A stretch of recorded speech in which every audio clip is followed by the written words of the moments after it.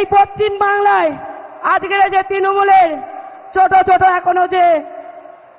ছোট যে পিঁপড়ারা এখনো আমাগাড়ি দিচ্ছে আর মা বোনেদেরকে হুমকি দিচ্ছে আর মিথ্যে কেস দিয়ে যেটা ভাই মায়েদেরকে হাজতবাস করাচ্ছে, তার উপযুক্ত জবাব আমরা দেব।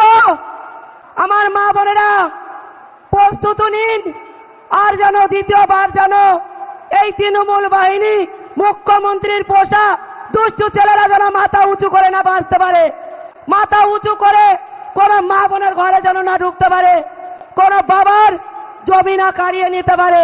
আমি আপনাদের সাথে আজীবন থাকবো, আপনাদের ঘরের মেয়ে। কোনদিন মুখ্যমন্ত্রীর পোষা কোনো দুষ্টু ছেলে মেয়েদের মতন পিছিয়ে যাব না, এ দলের থেকে ও দলে গিয়ে রং বদলাবো না। এই বোন কখনোই 2000 টাকায় কারোর কাছে বিক্রি হয়নি, আর হবেও না। শেষ দফা ভোটের আগে আজ ফের বঙ্গে প্রধানমন্ত্রী নরেন্দ্র মোদী। সভাতে উপস্থিত ছিলেন বসিরহাটের বিজেপি প্রার্থী রেখা পাত্র।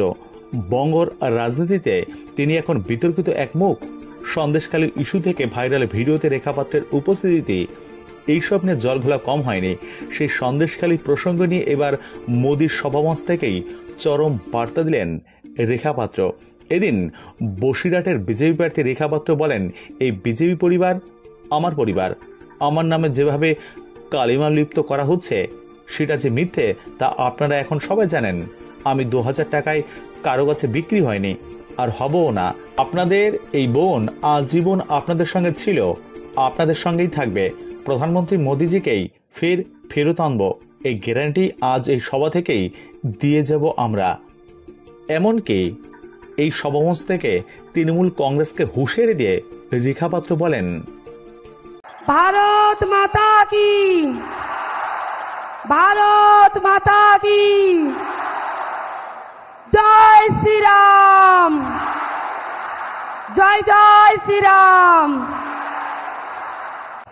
আপনাদের কাছে নতুন করে কিছু বলার নেই।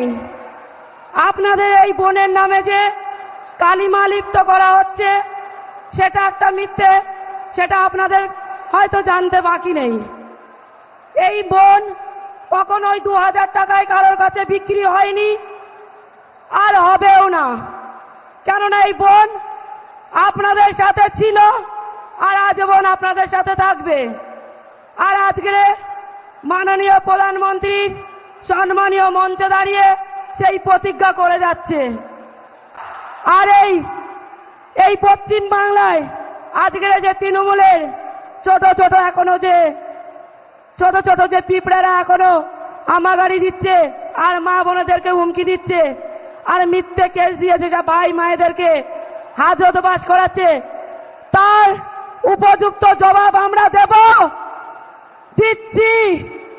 আমরা এই 2024-এর জুনের 4 তারিখে তার জবাব দেব। আর সেই জন্য আজকের আমার মা বোনেদের এই জনসভা, আমার মা বোনেরা প্রস্তুত নিন, আর যেন দ্বিতীয়বার যেন এই তৃণমূল বাহিনী মুখ্যমন্ত্রীর পোষা দুষ্টু ছেলেরা যেন মাথা উঁচু করে না বাঁচতে পারে, মাথা উঁচু করে কোন মা বোনের ঘরে যেন না ঢুকতে পারে, কোন বাবার জমি না কাড়িয়ে নিতে পারে। তার জন্য আজকে প্রতিজ্ঞা করুন আপনারা। আপনাদের প্রতিজ্ঞা মাননীয় প্রধানমন্ত্রীজির প্রতিজ্ঞা। আজকে এই প্রতিজ্ঞা আপনারা করবেন, সেই প্রতিজ্ঞার সম্মান মাননীয় প্রধানমন্ত্রীজি পাবে। তাই আমি বলছি, আমি আপনাদের সাথে আজীবন থাকবো, আপনাদের ঘরের মেয়ে। কোনদিন মুখ্যমন্ত্রীর পোষা কোনো দুষ্টু ছেলে মেয়েদের মতন পিছিয়ে যাব না, এ দলের থেকে ও দলে গিয়ে রং বদলাবো না। যেটা সন্দেশখালীতে হয়েছিল সেটা পুরো পশ্চিমবঙ্গের মানুষ জানতে পারবে, আর জেনে গেছে। আর যে মা বোনেরা এখন অব্দি মুখ খোলেনি তারাও মুখ খুলবে, আর সেই মানুষদের মুখ খোলার জন্য আমার মা বোনেরা তাদের পাশে যাবে।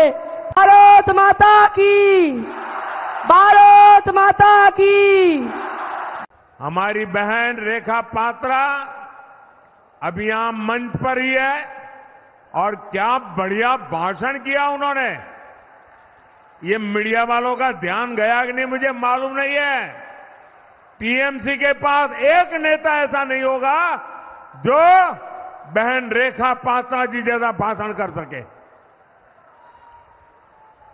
देश देख रहा है कि कैसे एक गरीब की बेटी को बीजेपी ने देश की संसद में सम्मानपूर्वक पहुंचाने के लिए इतना बड़ा कदम उठाया है।